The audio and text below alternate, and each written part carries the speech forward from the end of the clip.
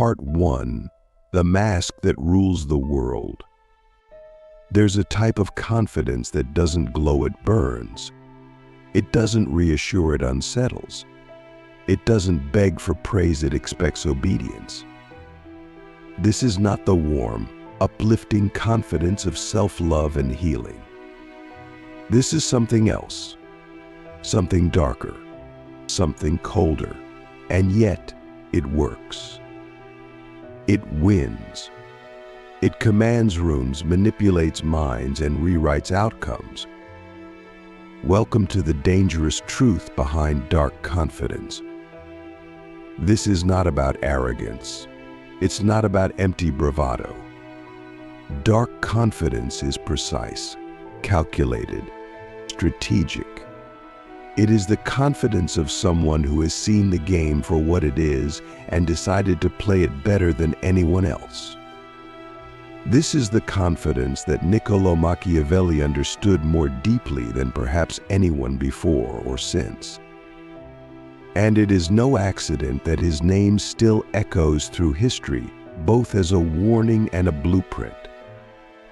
Machiavelli's writings, particularly The Prince, offer a brutal, unfiltered look into the psychology of power.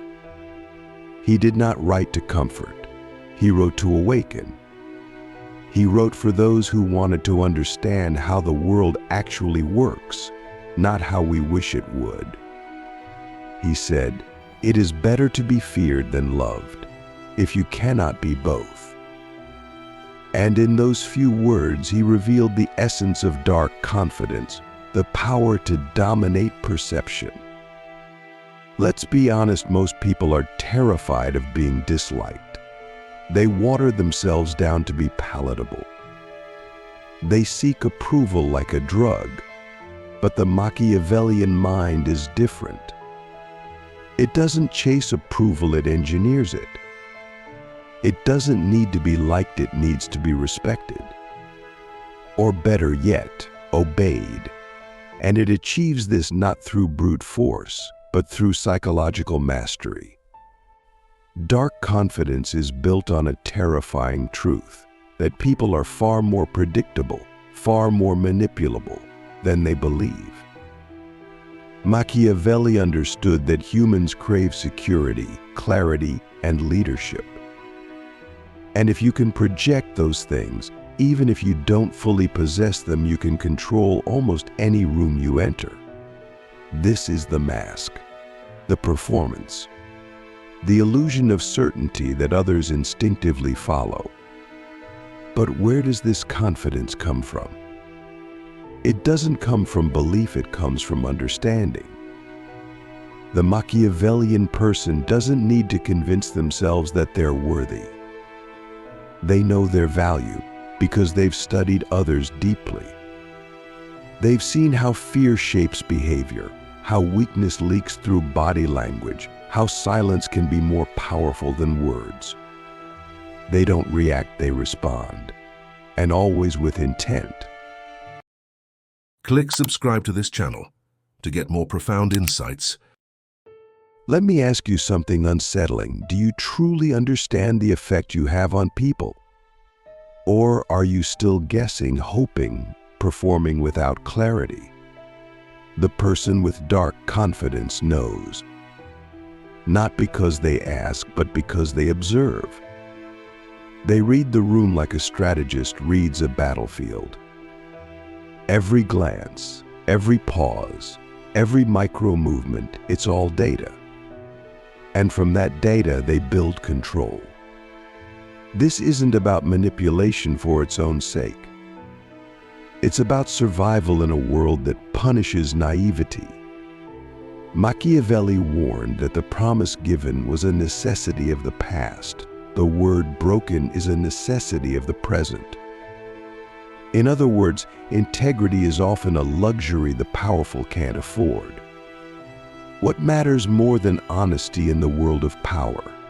Perception, influence, timing. Dark confidence is not about being ruthless, it's about being willing to do what others won't. Most people are trapped by their need to appear good. The Machiavellian mind is only concerned with results, while others hesitate, second-guess, or seek consensus. The darkly confident move. Why? Because they understand that hesitation is a scent that predators can smell. There's a deep psychology underneath this. Most people derive confidence from external validation. But this confidence is fragile. It breaks under pressure. The Machiavellian figure, however, builds confidence from internal clarity. They know who they are. They know what they want. And they know what others want, even when those others don't admit it to themselves. This creates the ultimate weapon, emotional detachment. The ability to remain calm, focused, and strategic even when others are lost in chaos. It's why Machiavelli wrote, "A wise prince should establish himself on that which is in his own control and not in that of others." Emotional independence is the foundation of dark confidence. When you no longer need other people's reactions to determine your actions, you become untouchable. But make no mistake, dark confidence is not without cost. It isolates. It demands vigilance. It requires constant assessment. Because the moment you drop the mask, the moment you show vulnerability without calculation, the illusion begins to crumble. And in a world that obeys strength, perceived weakness invites attack. This is why the Machiavellian thinker often walks alone. Not because they lack connection, but because they've learned that most relationships are transactions in disguise. They see the games, the masks, the unspoken contracts. And once you see those things clearly, you can never go back to innocence. Let me ask you something even deeper. When you walk into a room, are you trying to connect or are you trying to control? Are you reacting to energy or generating it? Are you waiting to be noticed, or have you already decided how the room will remember you? These are not questions of ego. These are questions of power. And power, for Machiavelli, was always psychological before it was political. He knew that the battlefield is won long before the war begins through perception, through positioning, and through the subtle art of making others believe what you want them to believe. Dark confidence is not loud. It doesn't need to be. It is the quiet certainty of someone who has done their homework. Someone who understands timing better than talent. Someone who knows that power is not given, it is taken through presence, through silence, through the manipulation of expectation. This is not a call to become a villain. It's a call to wake up, to realize that the world is not fair, that people will not always reward your goodness, that talent without strategy is often wasted, and that if you want to walk through this life with power, you must understand the darkness within yourself, not to be consumed by it, but to master it. Because once you do, once you've looked into the abyss of your own psyche and walked out with your eyes wide open, you will no longer fear the games people play. You'll see them clearly. You'll move through them effortlessly. And you'll realize something terrifying and freeing. That the most powerful person in the room is never the one who speaks the most, it's the one who watches, waits, and strikes with precision. Part 2. The power of psychological warfare. There is a moment when you stop trying to impress the world and start studying it. That's where real power begins. Not the kind of power that comes from status or wealth, but the invisible power that moves behind the scenes. The kind that doesn't need applause. The kind that walks into a room and shifts the energy without a word. This is the domain of dark confidence. And it's not about being feared for fear's sake. It's about mastering the battlefield of human psychology. Machiavelli wasn't telling us to become monsters. He was telling us to stop pretending the world is ruled by saints. Men are driven by two principal impulses, either by love or by fear, he wrote. But here's what he left between the lines. Most people don't know what they're driven by. And this is where the Machiavellian mind thrives. Because if you can understand someone better than they understand themselves, you can control their reality without them ever realizing it. Dark confidence is born from this insight, the ability to see the gaps in someone's armor, in the subtle tells, the contradictions between what they say and what they mean. You no longer need to overpower people with strength, you can dismantle them with understanding. This is psychological warfare, and it requires precision, not cruelty. The Machiavellian doesn't act out of emotion, they act out of calculation. Let's get real. Most people react. They're slaves to their emotional state. If they feel disrespected, they lash out. If they feel insecure, they overcompensate. But the darkly confident person doesn't react, they observe. They let others reveal themselves. And while everyone else is busy defending their ego, the Machiavellian is already 3 moves ahead. This is why silence is such a deadly tool. In a conversation, silence creates tension. Most people rush to fill it. But the Machiavellian uses silence to watch, to test, to provoke. They know that in the void, truth is revealed. People expose themselves when they're uncomfortable. And if you're comfortable in the silence, you've already won. You begin to understand how influence really works, not through domination, but through suggestion. Not through commands, but through implication. You plant ideas subtly. You shift perception without confrontation. You make people believe it was their idea. This is the level of control that dark confidence brings, not because you crave power, but because you refuse to be powerless. Let me ask you something uncomfortable. How often do you say what you really mean? How often do you let people see your strategy, your raw intent? Most people leak power through transparency. They overshare. They reveal their plans. They expose their insecurities. But the Machiavellian mind keeps its cards close, not out of paranoia, but out of discipline. Dark confidence is not about being cold, it's about being clear. You don't waste energy trying to fix people who don't want to grow. You don't chase people who are addicted to chaos.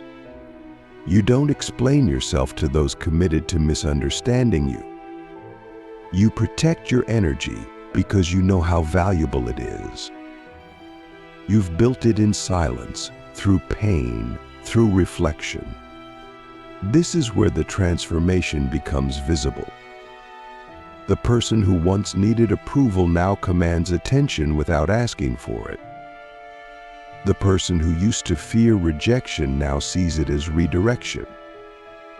The person who once gave their power away in conversation, in negotiation, in love now holds it without apology. But here's the twist. Dark confidence isn't about pretending to be invulnerable. It's about knowing your vulnerabilities better than anyone else.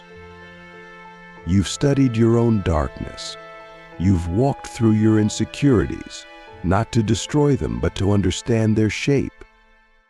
And now, no one can weaponize your wounds against you, because you already know where they are. And you've made peace with them. Machiavelli wrote, The wise man does at once what the fool does finally. This is the essence of strategic living. You move with purpose. You see the end game. You don't get caught up in emotional noise. You act before others even know there's a decision to be made. And that's what makes you appear powerful, because you are living from a higher frame. Most people operate from reaction. You operate from design. This is why people with dark confidence are often mistaken for narcissists. But they're not. Narcissism is fragile. It needs constant validation. It breaks under pressure. Dark confidence, on the other hand, is grounded in observation, in reality, in emotional detachment. It doesn't need to be admired. It only needs to be effective. So how do we cultivate this in our own lives without losing our soul? First, we must stop seeking permission. You don't need the world to approve your path. You don't need friends to validate your choices. You need clarity. And clarity comes from solitude, from brutal honesty, from self-interrogation. Ask yourself, what do I truly want? Not what I've been told to want. Not what looks impressive, but what resonates with the deepest part of me. Then we must train ourselves to observe. Watch people. Listen more than you speak. Notice what triggers them. Notice what they avoid. Notice where they contradict themselves. Every interaction becomes data. Every conversation becomes a map. And as you collect this information, you begin to see the world not as a chaotic mess, but as a system. And finally, you must develop emotional control. This doesn't mean suppressing feelings. It means mastering them. You feel the fear, but you act anyway. You feel the anger, but you channel it. You feel the anxiety, but you don't let it dictate your decisions. This is the foundation of dark confidence, not the absence of emotion, but the ability to rule over it. Because the truth is this, in any social dynamic, the person with the most emotional control has the most power. Not the loudest, not the most charismatic, but the one who can remain calm under fire, who can think through the chaos, who can see the bigger picture even when everyone else is consumed by ego. Let me ask you a final question for this part. Have you trained your mind to respond, or are you still reacting from the wounds of your past? Because until you make that conscious shift from reactivity to strategy, you are still a pawn in other people's games. Machiavelli didn't tell us to become tyrants. He told us to become aware. Aware of the games people play. Aware of the masks they wear. Aware of the scripts they follow. And once you become aware, you have a choice. You can continue to play the same game, or you can become the architect of your own. Dark confidence is not about dominance. It's about design. It's about seeing clearly, moving strategically, and refusing to be ruled by unconscious patterns. It's dangerous, yes, but only to those who continue to sleepwalk through life. Part 3. The shadow that shapes reality. There is a hidden layer beneath every conversation, every decision, every act of leadership. Most people never see it. But those who cultivate dark confidence don't just see it. They shape it.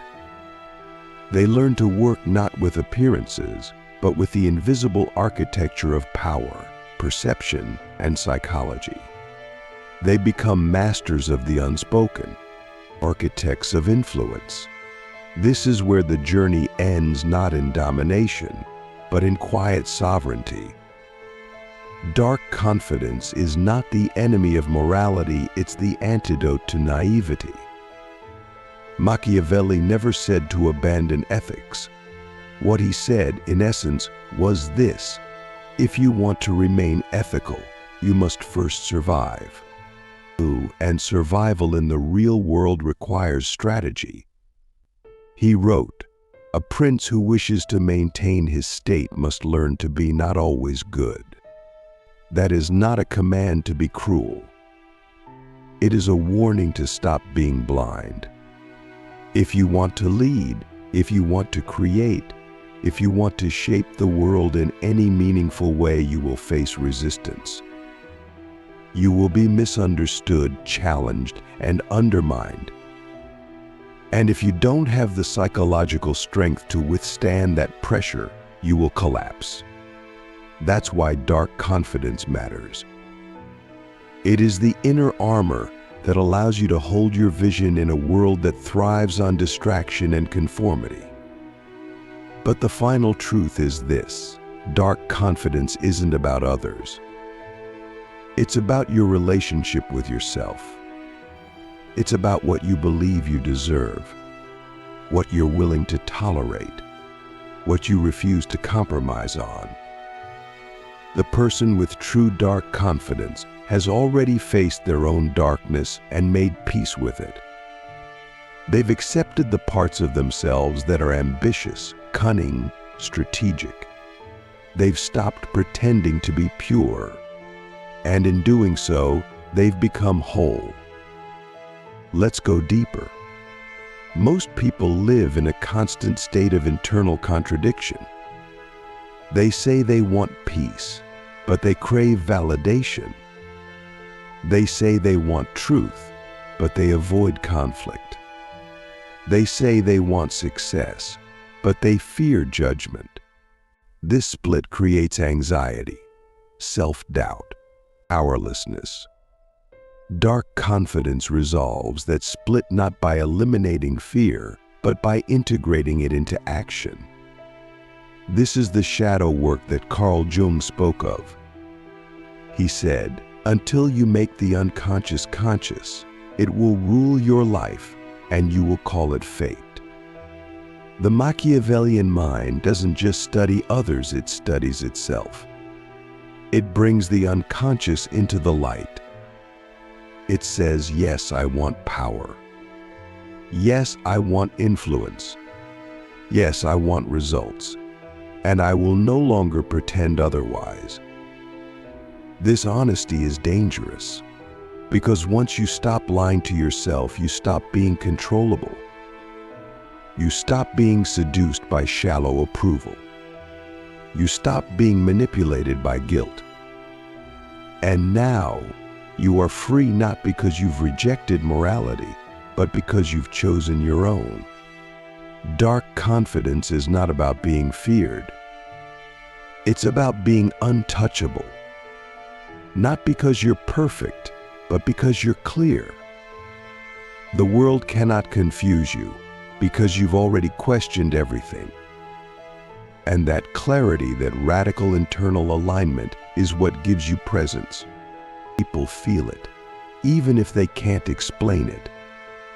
They sense that you're not seeking permission, that you will not be moved by flattery, that you do not need to be needed. This makes you magnetic, not because you're performing, but because you're grounded. You've become the calm in the storm, the one who sees 3 layers deeper, the one who has already faced the battles others are still avoiding. Let me ask you something dangerous. What have you been pretending not to want, just to stay likable? What ambition have you hidden behind humility? What truth have you silenced so others wouldn't feel threatened? That silence is costing you your power. Machiavelli's brilliance was not in advocating cruelty, it was in exposing hypocrisy.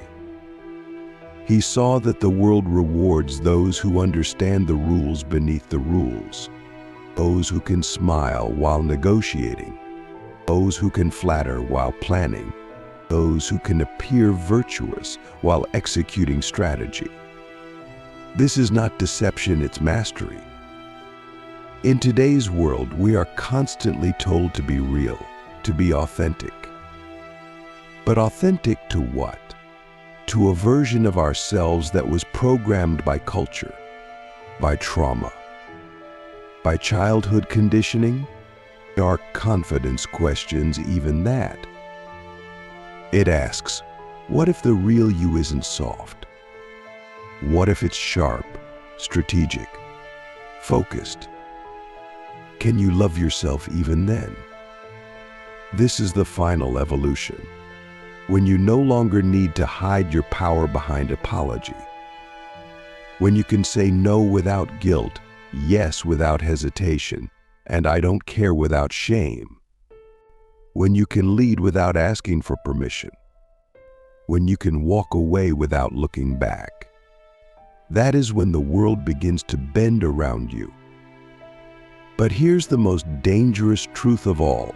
Most people will never reach this level.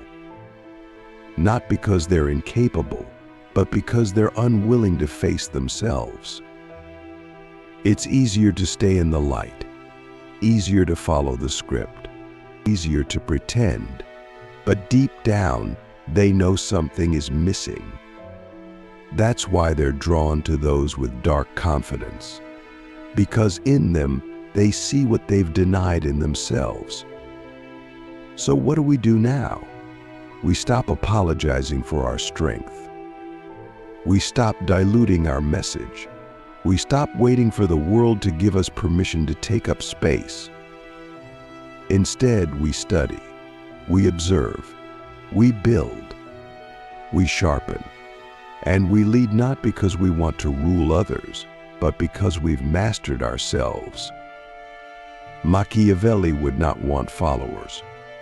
He would want thinkers, strategists, warriors of the mind, people who can navigate complexity with clarity, who can face darkness with discipline, who can hold power without being consumed by it. This is your invitation, not to become someone else, but to become more fully yourself, to integrate your ambition, to understand your influence, and to own your presence, not with arrogance, but with awareness. So the next time you walk into a room, ask yourself not, do they like me? But who's really in control here? Not how do I fit in? But what game is being played and what role have I chosen to play in it? Not how do I appear confident, but what truth am I embodying that cannot be shaken? Because once you stop needing the world to validate your strength, once you stop hiding your vision behind politeness, once you stop fearing the consequences of being fully awake, you will become something the world rarely sees, but never forgets: a sovereign mind, a strategic soul, a presence that cannot be ignored. This is dark confidence, and now you know the truth.